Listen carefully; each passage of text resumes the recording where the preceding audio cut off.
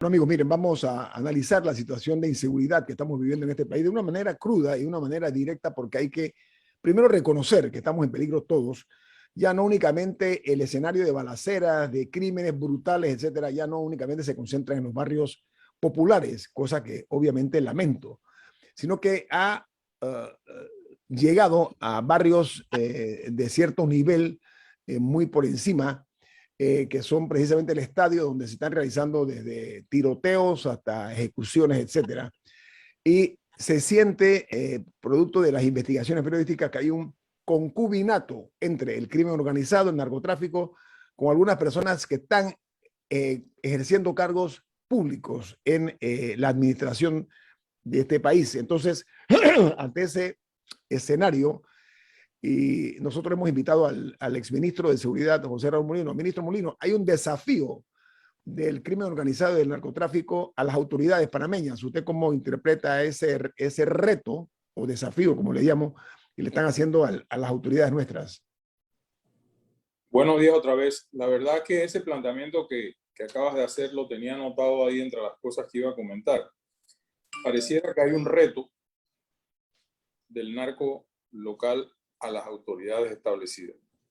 Yo no lo veo de otra manera, independientemente de los problemas que confrontan entre sí, entre bandas, y que acarrea los asesinatos a veces individuales, a veces múltiples, que se han dado en lugares pues, de la ciudad, lugares de aquí de la urbe capitalina conocidos. Siento además que la mezcla del tema inseguridad guarda relación también en otra vertiente con la situación socioeconómica del país. Yo no creo que el que va a asaltar un banco o pretendía asaltar un banco, como el día de ayer en Banco General, es un narcotraficante. Al narcotraficante le sobra dinero. Esto es alguien osado, sin duda alguna, a lo mejor miembro de alguna pandilla o de algún grupo delincuencial que trató de robar un banco en un área pues, muy transitada, muy conocida, que es Punta Paitilla, enfrentándose a la Guardia de Seguridad Privada, dejando un herido, y por supuesto el pánico en el sector, en los clientes, en los empleados del banco, etcétera, que no es para menos, ¿no? Por otro lado, los constantes y casi diarios asaltos a restaurantes pequeños, medianos y grandes, yo no creo que eso forma parte del esquema del narcotráfico, porque reitero, ¿cuánta plata puede tener un restaurante en su caja menuda? Si hoy día la gente prácticamente no usa el dinero en efectivo para pagar transacciones a través de por las distintas formas tecnológicas con que uno paga, que la clave, que el Yapi, que todas las demás fórmulas que existen para no usar el dinero en efectivo. O sea que yo creo que es un tema que hay que ver desde varias vertientes, no nada más la vertiente del narcotráfico, que por supuesto preocupa. En adición a esto, el gobierno se pasó, o los miembros del gobierno se pasaron 10 años en oposición, siendo los sabelotodos y los críticos mayores en materia de seguridad. No había decisión que se tomara que ellos no opinaran en contra. Y ahora están en el gobierno, muchos de los opinólogos de antes, y no saben qué hacer. No, inventan un cuento, inventan otro, le echan la culpa al gobierno anterior y por ahí nos vamos. Yo creo que es un tema muy delicado, en adición a lo que menciona con las evidencias que salen a la vista públicamente, de que muchas de las personas vinculadas o que tienen que ver con los acontecimientos recientes han formado o forman parte de la planilla estatal, de la planilla legislativa o de alguna planilla municipal. Yo siento que eso es supremamente delicado, porque no es verdad que esas personas nada más se dedican a lo que sea que sean sus funciones en esos estamentos del Estado. Yo creo que en esos órganos del Estado, perdón. Yo creo que el ser asistente o secretario de un diputado te da una coraza lo suficientemente protectora para andar por ahí, ir a Punta Coco, hacer visitas, y nadie reporta hasta ahora que pasa algo. Es que alguien se mete, investiga la planilla y se dan cuenta que hay personas vinculadas con diputados que están en esto. Yo no quiero con esto presumir la culpabilidad de nadie, pero son temas o son indicios que hay que tomar muy en cuenta en el análisis integral de la estrategia de seguridad del país, que debe llamar una reflexión profunda al señor presidente de la República, porque el país no es nada más el COVID-19, no es el proceso de vacunación, por más bien que se esté llevando.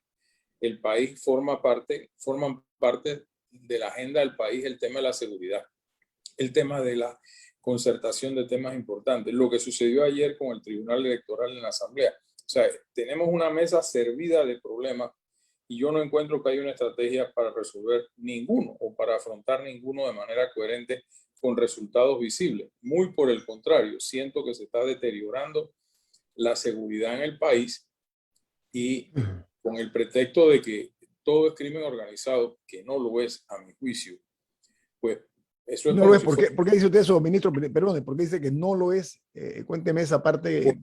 Porque no creo que todo lo que está pasando tiene que ver con crimen organizado. O sea, Okay. definitivamente. Yo no manejo, ya no hay estadísticas ni yo las tengo, pero no me hace ningún sentido que todo lo que sucede es crimen organizado. Entonces, ¿qué puede ser, ministro? ¿Qué puede ser, ministro Molino? ¿Qué puede ser entonces si no es nada más crimen organizado? ¿De qué puede ser? Delincuencia común. Ayer el procurador de la Nación, creo que fue ayer, lo escuché, hablando del tema, diciendo que, bueno, lo que pasa es que ahora los maleantes o los narcos se han mudado a sectores públicamente más conocidos y más abiertos, y que antes esto pasaba en los barrios marginados o barrios más alejados del centro de la ciudad. Yo creo que es una curita muy mal puesta, ¿no? O sea, quiere decir que si estos asesinatos se daban en esos sectores, pues había que tolerarlo, en alguna manera permitirlo, o no pararle la importancia que tiene hoy día, pero si se da en Punta Paitilla, sí. Entonces, yo creo que lo sucedido ayer es una alarma en un banco. Yo espero que eso no tenga ningún tipo de relación con lo que sucedió en ese mismo banco en el fin de semana. Espero que no, y no lo creo, porque es una actitud soberanamente, ¿cómo te digo?, temeraria, para tratar de llegar a un banco, amenazar la seguridad y echar un pocotón de tiros con arma pesada. Pero por otro lado, veo avanzando el concepto del sicariato. El sicariato, lo que pasó en la Fernández de Córdoba es sicariato. Eso tiene la estampa, la huella digital del sicariato. Y preocupa mucho más que la situación socioeconómica del país derive hacia otras cosas, secuestro, la extorsión, porque eso ha pasado. O sea, nosotros no estamos inventando el libro. Eso era es uno de los problemas importantes en países amigos como Colombia, en países como Perú, en donde hay una actividad narcodelictiva importante que se diversifica. Bueno, yo me encargo del sicariato, tú te encargas del tránsito, del tráfico, yo me encargo de la extorsión y todo a una caja común. Esas son cosas que hay que tener muchísimo cuidado, y siento que el gobierno no está tomando las medidas para revisión de su estrategia de seguridad y sobre todo para hacer un análisis de quién sirve y quién no sirve en la misma. O sea, yo creo que hay situaciones que ameritan cambios profundos, y no con esto estoy apelando a que muevan a nadie, pero sí yo creo que tiene que haber una revisión integral y sobre todo un análisis de confiabilidad en las entidades importantes, sobre todo en la Policía Nacional. Otros estamentos no tienen la presencia ciudadana que tiene la Policía Nacional. Sin embargo, a mí me sorprende, y lo he dicho muchas veces en este distinguido programa, la barbaridad de droga que están tocando. Y sobre todo hay un punto en Punta Burica. Punta Burica es en el último punto de la provincia de Chiriquí, limítrofe con Costa Rica. Cuando yo era ministro instalamos ahí una estación naval, precisamente para proteger esa área que ya era problema en mis tiempos, con los barcos pesqueros que transitaban de Costa Rica hacia Panamá cargando droga o intercambiando droga en alta mar. Bueno, esa base naval, que fue un apoyo, una donación de Petroterminales de Panamá, una empresa mixta del Estado panameño, ha servido de mucho. Veo que allí en Punta Burica, en esa área, los cargamentos de droga son de 1 tonelada para arriba. Y eso es muy preocupante, porque eso era droga que pareciera que iba pasando pero alguna colaboración tuvo que tener a costa de un valor, de un precio. Entonces, estas cosas te desestabilizan regiones como la del Barú, que es un pueblo que merece mejor suerte de la que ha tenido en décadas y que amerita un replanteamiento. Y yo siento que no lo estamos teniendo. Yo siento que el país va ni siquiera en piloto automático porque no hay piloto que lo enchufe. No, y hay otros elementos que se le suman a esta ecuación. Por ejemplo, ha habido cuestionamientos al órgano judicial y de hecho se presentó una denuncia ante el Ministerio Público contra un juez que había firmado la libertad a un líder de una banda, al señor José Cosio, que estaba en libertad transitando por el país cuando se suponía que debía estar en Punta Coco. También ha habido cuestionamientos a la labor de vigilancia de la policía, porque particularmente durante la pandemia han montado una cantidad de retenes, han hecho inspecciones a restaurantes y a comercios, han detenido a personas que están caminando a sus mascotas. Sin embargo, en el caso de la vía Fernández de Córdoba, ocurrido creo que fue el sábado, los sicarios estaban, estaban en un auto que había sido robado a una persona asesinada en 2019. O sea, que estuvieron 2 años con ese vehículo dando vueltas por el país de una persona víctima de un homicidio. Un auto robado de una persona víctima de un homicidio. Además de eso, uno de ellos había sido llevado a La Joya por un caso de homicidio y 1 año después había salido. Y así una serie de cosas que no es solo la policía, lo cual obviamente dificulta un poco el panorama. Ministro, ¿Cuál es un poco la relación que hay entre las diferentes entidades responsables? Definitivamente, la Policía Nacional es un agente de orden público. Él recibe un oficio ahora mismo de un juzgado de garantía, antes podía ser de un fiscal, que requería la aprehensión de X persona por tal delito. Pero eso empieza un proceso. Eso arranca o debe arrancar un proceso, primero en la instancia del Ministerio Público de Investigación y luego en la etapa del proceso mismo ante el órgano judicial. Ahora bien, vamos a decir que a ese juez que contabilizó la posibilidad de darle libertad a este señor se equivocó. Pregunto yo, ¿y dónde está el fiscal de la causa? Porque digo, el fiscal lleva la vindicta pública. Es el hombre o la mujer de la acusación, la que representa los intereses de la sociedad en el proceso.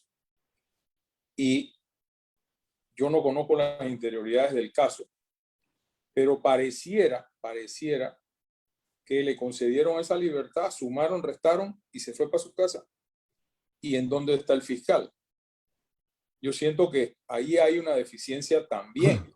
Y hay una deficiencia también porque, digo, estrictamente hablando, independientemente de todo lo que ha pasado con los fiscales, que todos sus casos se les han caído por negligencia en gran parte de los mismos fiscales o por abuso de los mismos fiscales, en estos casos también tiene que haber una supervisión del expediente por parte de quien lleva por obligación legal y constitucional la investigación del delito.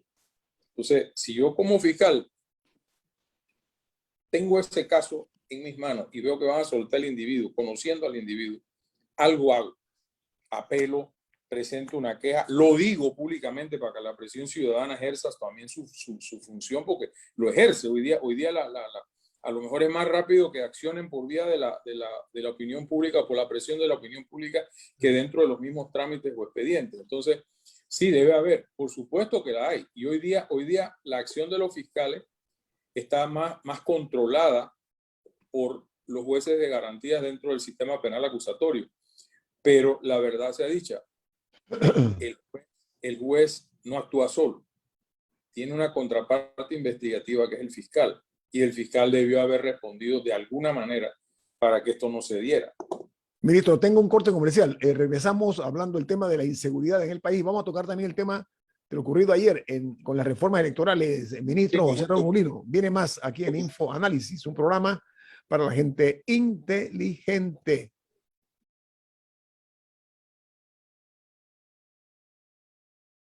Ministro Mulino, José Raúl Mulino, gracias por estar con nosotros esta mañana. Mire, estamos analizando la situación de inseguridad. Me explico más claro. Usted estaba haciendo una pregunta, Camila, continúe.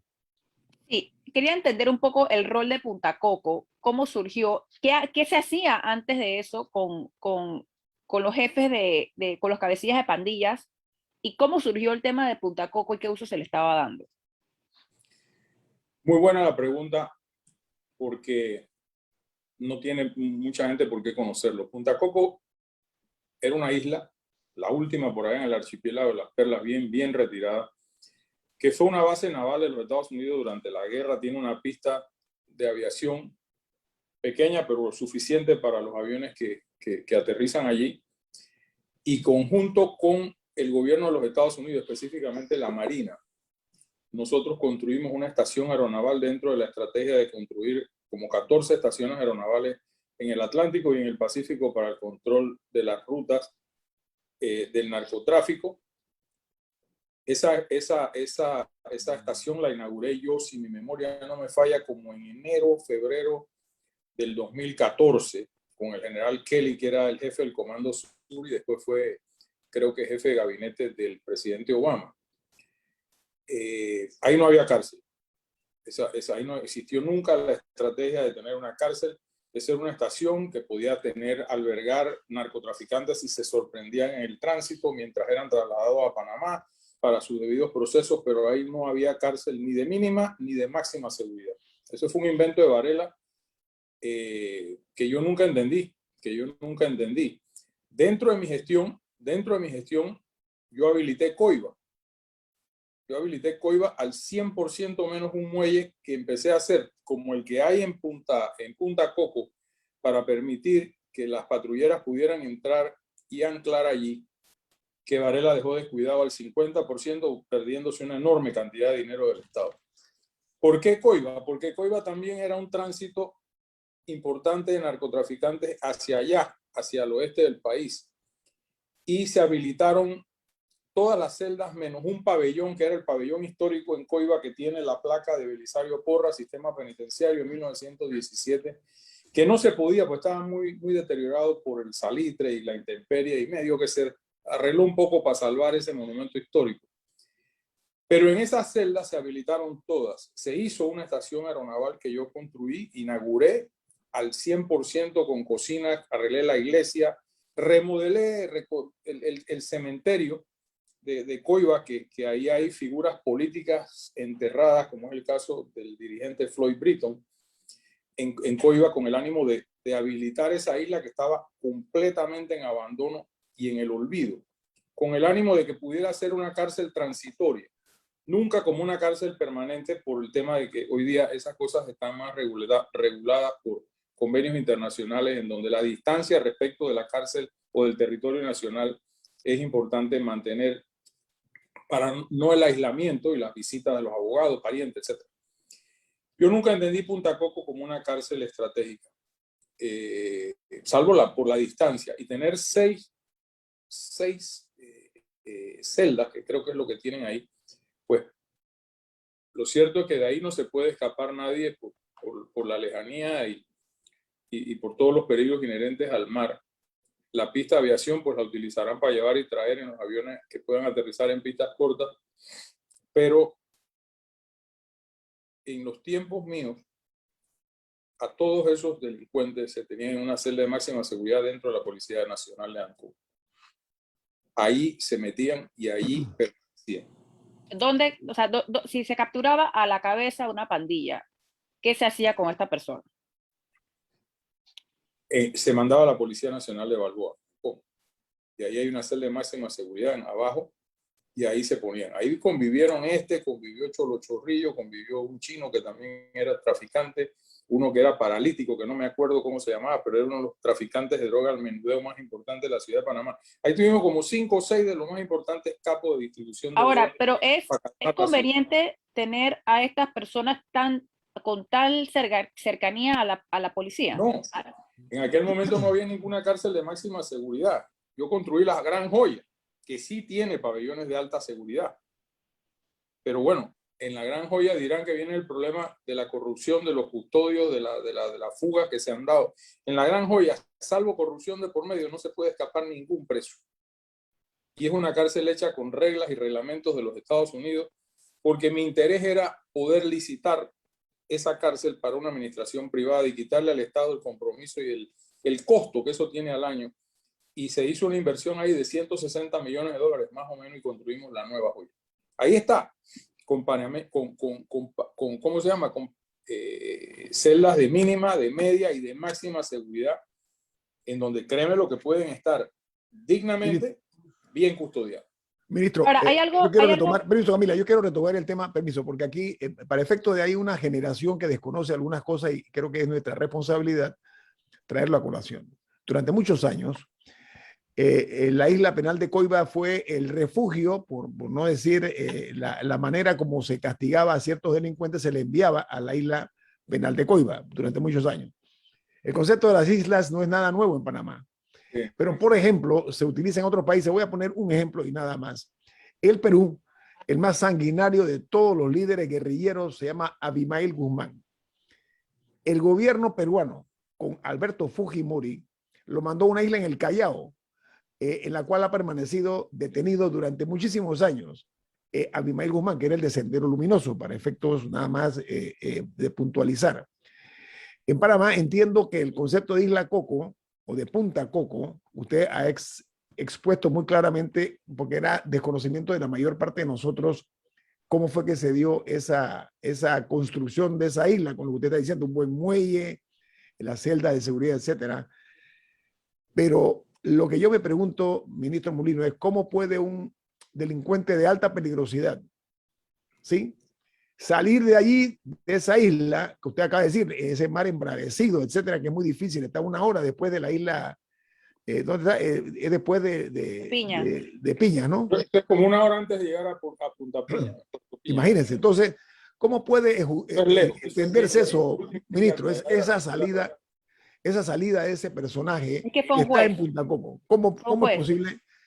¿Cómo fue? Explíqueme. Salir él por sus propios medios es imposible. Yo me imagino que al conmutarle a él, al contabilizarle los días y decir al juez, póngase en libertad, giraron un oficio y en algún avión del servicio aeronaval lo fueron a buscar.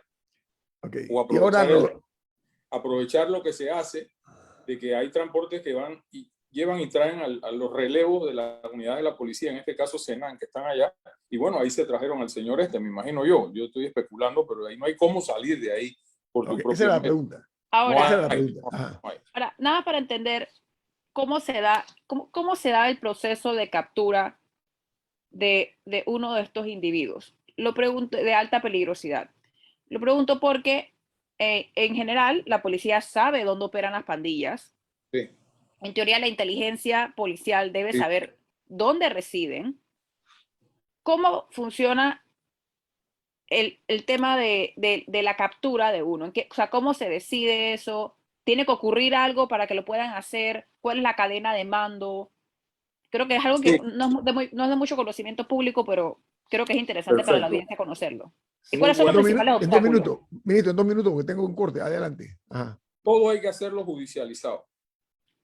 Y llega un momento en que el seguimiento debidamente autorizado que se le da a estos capos determina que va a estar tal día en tal lugar, producto de la fuente de inteligencia que se obtiene o de los teléfonos intervenidos de ellos con la autorización de la Corte Suprema de Justicia, que se les está monitoreando su movimiento. Y cuando existe la posibilidad, cuando existe ya un expediente fuerte y sólido para soportar una detención, se hace el operativo y les caen encima. Así como pasó en Coronado no hace mucho, que se llevaron como a 6 capos juntos, y ha sucedido mucho. Yo fui a muchos de esos operativos como ministro en las madrugadas, y la verdad es que es impresionante cómo se maneja la coordinación. Ahí presente está el fiscal que le toque la causa, en este caso de droga. En mi tiempo no había el crimen organizado, se hizo un poquito al final del gobierno, pero ciertamente no es que a mí se me antoja irlo a buscar y lo recojo. No, eso tiene que ser un tema muy, muy judicializado, porque se te cae el expediente. Y esa es una de las cosas que opera la pandilla. El narcotráfico local tiene una playa de abogados investigando con sapos adentro de las instituciones del Estado que les dicen, le están abriendo un proceso a Juan, pélale el ojo al proceso, entonces van, piden la carpetilla, como le dicen ahora, antes del expediente, y empiezan a ver cómo trancan el proceso. O sea, por eso es que la información de inteligencia se tiene que manejar en un círculo muy, muy pequeño, para que no se frustre, para que no se frustre.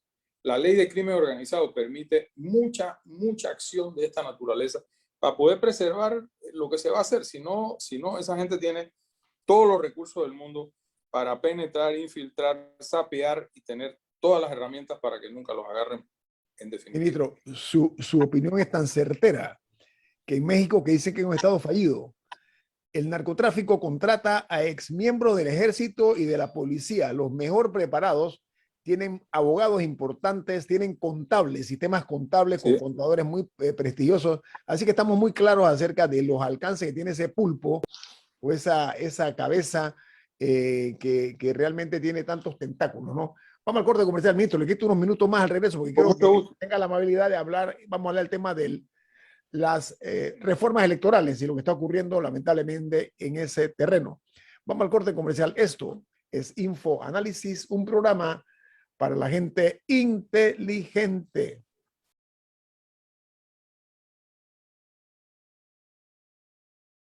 Amigos, el tema electoral no puede escapar en este momento tan crítico que estamos viendo que se está tornando una iniciativa feliz, que es cambiar, darle un giro a la forma como se realiza el ejercicio de la democracia a través del voto.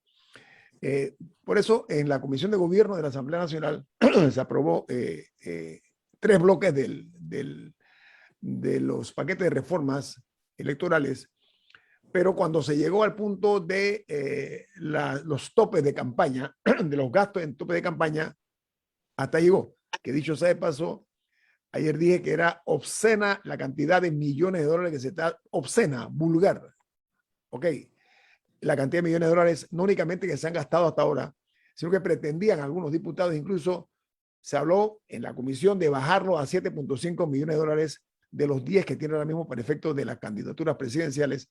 Y hubo algún par de diputados oficialistas que hablaron, no, hay que subirla, yo no sé cuánto, a 12, 14, 16 millones de dólares. O sea, en pocas palabras, a 20 millones.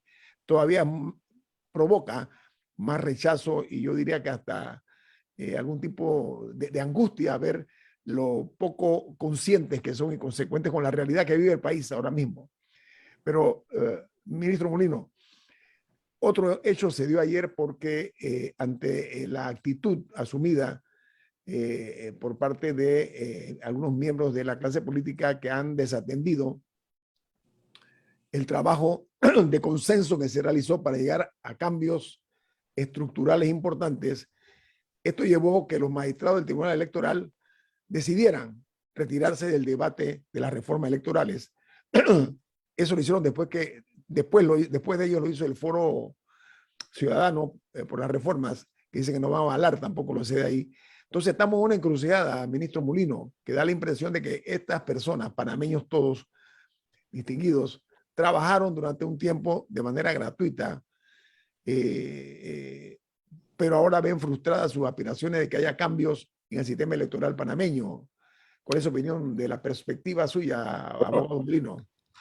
Sorpresa, para mí, digo, primero que es la primera vez desde que se instauró la democracia hace 30 y pico de años, que veo que el Tribunal Electoral se levanta de una discusión en la Asamblea Legislativa respecto de un tema legislativo que es de su absoluta competencia, como es el tema electoral.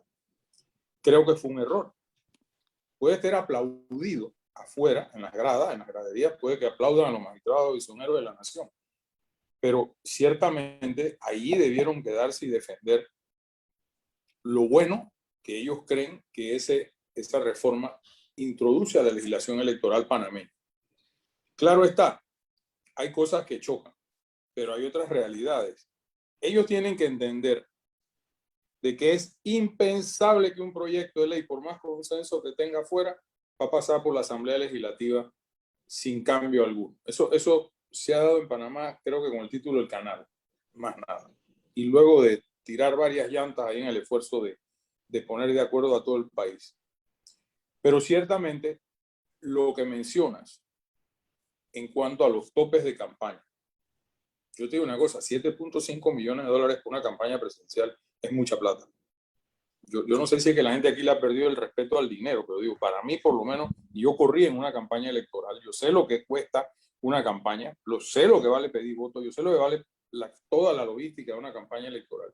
7.5 millones es una barbaridad de dinero, que yo entiendo que por lo menos con las reformas de la vez pasada, que había que llevar, que el Tribunal Electoral te audita tu cuenta, te audita tu cuestión, yo creo que nadie llegó a 7.5 millones de dólares gastado o reportado al Tribunal Electoral. ¿Será que hay plata fácil por ahí que quieren penetrar en la campaña? Yo quiero ir ahí, ministro. Quiero entrar en ese tema. Perdón, eso es muy peligroso. Eso es peligroso. Claro, okay. Subir esos topes.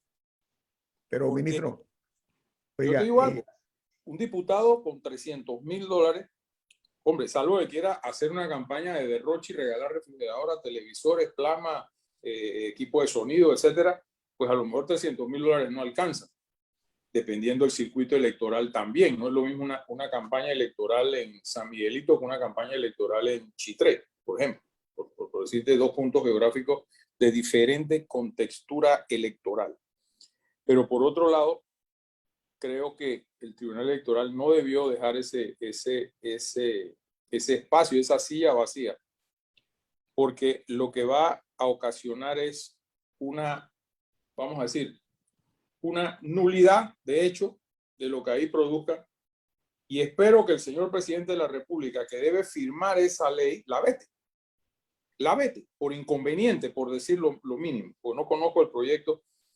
Aunque en ese caso la podrían pasar en la Asamblea por insistencia. Bueno, pero tendría que jugar primero el presidente del veto, que yo creo que es lo que debería hacer, y argumentos tiene porque es muy, muy delicado, fuera de las otras disposiciones que he leído que contenían las andanzas de permitir que empresas o empresarios o personas que han sido condenadas por corrupción después de haber cumplido la pena pudieran volver a ser donantes de campaña.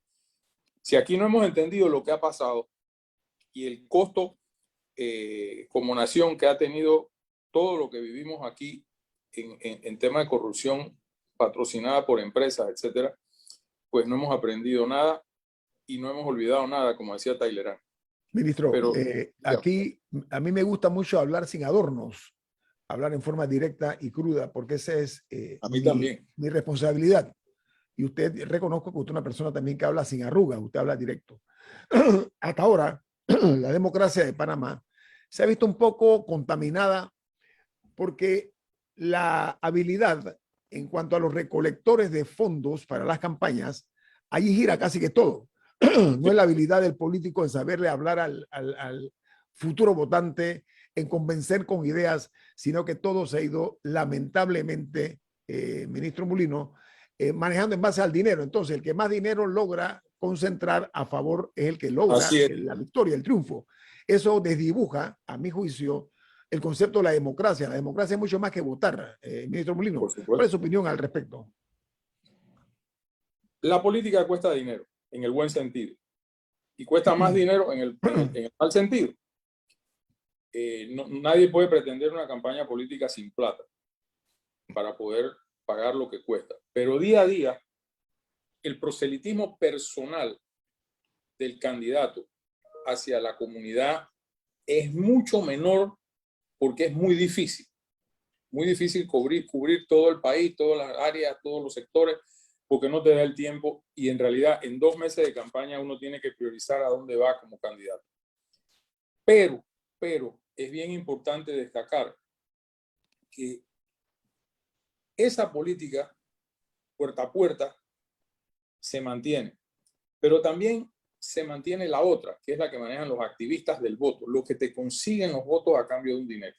Eso lo sabe el Tribunal Electoral y lo sabe todo el país. Ahora bien, yo siento que la permisibilidad, yo fui candidato y lo digo por mi experiencia, yo abrí una cuenta como manda la ley en el Banco Nacional, y a mí me llamaba el Banco Nacional 2 o 3 veces a la semana para decirme que el cheque tal, esto de qué se trata, el otro, y yo tuve que presentar un estado financiero entre los 15 días después de cerrada la primaria de todos los gastos de mi campaña, y después ir a absolver allá 1000 preguntas que me hicieron hasta que me dieron un finiquito total de que todo está en orden. Pero ciertamente al Tribunal Electoral se le imposibilita estar detrás de todo, o presente, omnipresente en todo, a pesar de que hay normas nuevas que entraron a regir en la campaña pasada. Por ejemplo, el Tribunal Electoral contabiliza cuánto cuesta una manifestación, una concentración, por ejemplo. Y si tú dices, yo reuní a 2.000 personas en la Plaza Porra y eso me costó $25.000, te sale mentira, porque vale tanto por metro cuadrado de personas y usted no pudo haberse gastado más de $2.000 en esa manifestación. Igualmente, cuando se hacen comidas, por ejemplo, que se hace, pues digo, tú tienes una concentración en el interior y tienes que darle comida a la gente que bajan de los distintos campos. El Tribunal Electoral, con los índices de Acodeco, por lo menos en mi tiempo, te dice, bueno, el plato de sancocho no puede costar más de $2. Yo no voy a meter a $7 un plato de sancocho en la contabilidad que yo le presento al tribunal. Si fulano de tal, Ciñito Adame, me hace una fiesta en su casa de playa y me patrocina un almuerzo a mis amigos, ¿para cuántas personas? Para 20 personas, eso vale a tanto por persona. Tengo que reportar lo que me donaron con el almuerzo. O sea, que hasta la donación en especie me contabilizan. O sea, sí hay controles. Sí hay controles. Lo que yo no creo que puede soslayar ningún tipo de reforma es el dinero sucio. El dinero que juega en la paralela en cash, porque ahí es donde está el peligro. Yo no creo que ningún... primero que todo, la campaña del 2024 va a ser una campaña a fuerza, tiene que ser austera, porque la gente no está tampoco para regalar plata para política, y para política menos, ¿no? Si las Teletón se han visto afectadas, imagínate la campaña política del 2024. Entonces, que a mí me digan... Pero recuerda que eso para mucha gente no es gasto, es inversión, entre comillas. Bueno, bueno, pues está bien, pero igualmente esa inversión que tú mencionas está regulada. O sea, ya no puede llegar la persona y te da $2 millones porque no puede hacerlo. Porque no, la ley no le permite los topes por donantes. Ayer creo que el diputado Juan Diego Vázquez explicó más en detalle el cuánto puede donar cada persona respecto de campañas para diputado, para alcalde, para presidente. Entonces esas cosas también tienen un control. Okay. Pero lo que me preocupa a mí es el dinero que va por la paralela.